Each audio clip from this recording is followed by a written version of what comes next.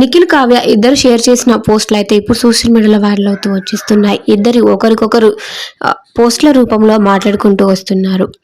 అయితే అన్ని songs add చేసుకుంటూ పోస్టులు అయితే షేర్ చేస్తున్నారు. వీళ్ళ ఫీలింగ్స్ని ఈ విధంగా తెలియజేస్తూ, ఫస్ట్ కావ్య వచ్చేసి కళ్ళెదుట చూస్తున్న ఒక వజ్రాన్ని వెతుకుతున్న తీరాన్ని నిజమేంటో తెలిసాక అని అప్లోడ్ చేశారు. ఇక నిఖిల్ వచ్చేసి ప్రస్తుతానికి తన కళ్ళ ముందే చిన్ని సీరియల్లో నటిస్తున్నారు కాబట్టి ఇక కళ్ళెదుట చూస్తున్న ఒక వజ్రాన్ని అని చెప్పారు. అలాగే నిఖిల్ ఎలాంటి మిస్టేక్ చేయలేదు అసలు అని తెలిసి ఉంటుంది కావ్య గారికి.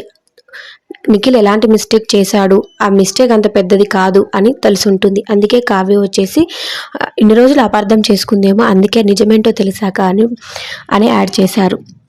కావ్య గారికి తెలుగు చాలా చక్కగా వస్తుంది. అలాగే తెలుగు సాంగ్ని యాడ్ చేస్తూ ఒక ఫీలింగ్, తన ఫొటోస్ని పెట్టుకుంటూ ఒక ఫీలింగ్ వచ్చేలాగా ఆ సాంగ్ని యాడ్ చేశారు. ఇది యాజ్ ఇట్ ఈస్ నిఖిల్కి అయితే మ్యాచ్ అయిపోయింది.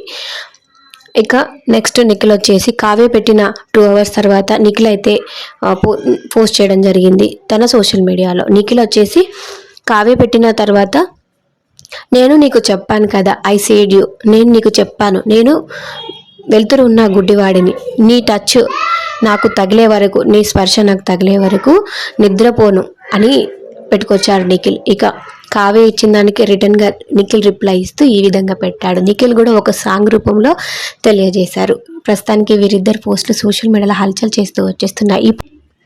ఈ పోస్ట్ తర్వాత వీరిద్దరు కలిసిపోతున్నారని కన్ఫర్మ్ చేసుకోవచ్చు. ఇక సీరియల్లోకి ఎంట్రీ ఇచ్చిన తర్వాత నిఖిల్ కావ్యని అయితే ఈ విధంగా ఒప్పిస్తూ వచ్చేస్తున్నారు. మొత్తానికి ఫ్యాన్కి గుడ్ న్యూస్ అనే చెప్పుకోవాలి.